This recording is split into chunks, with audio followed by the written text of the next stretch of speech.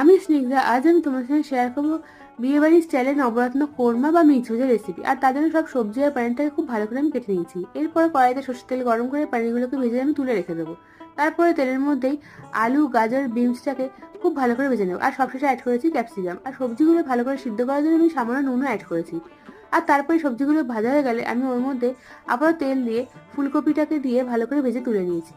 এরপর ওই তেলের মধ্যেই আমি গোটা গরম মশলা, গোটা জিরে আর একটুখানি হিং ফোড়ন দিয়ে তার মধ্যে আদা, কাঁচা লঙ্কা বাটা দিয়ে ভালো করে কষিয়ে নিয়েছি। তারপর ওর মধ্যে অ্যাড করেছি ধনের গুঁড়ো, জিরের গুঁড়ো, কাশ্মীরি লঙ্কার গুঁড়ো আর জল দিয়ে ভালো করে কষিয়ে ওর মধ্যে গোটা কাজু, চারমগজ, পোস্ত আর দই দিয়ে একটা পেস্ট তৈরি করে সেটাকে দিয়ে ভালো করে কষিয়ে সবজিগুলোকে দিয়ে আর জল দিয়ে আর তার মধ্যে চেরা কাঁচা লঙ্কা, ধনেপাতা দিয়ে ভালো করে মিশিয়ে নিয়েছি। তারপর ওর মধ্যে মটরশুঁটি, ভেজে রাখা পানির, চিনি, কাসুরি মেথি, ফ্রেশ ক্রিম, ঘি আর একটু গরম মশলা দিয়েই তৈরি হয়ে যাবে আমাদের মিক্স ভেজ বা নবরত্ন কোরমা, যেটা কিন্তু খেতে